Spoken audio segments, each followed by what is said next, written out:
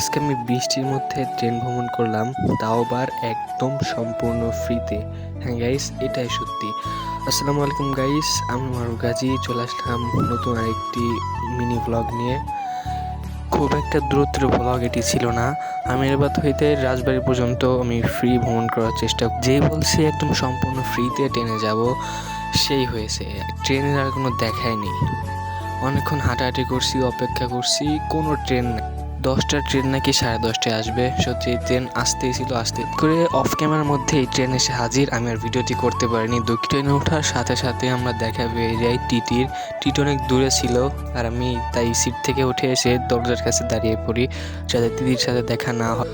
অবশেষে ট্রেনের টাকা না দিয়ে আমরা চলে আসি রাজবাড়িতে।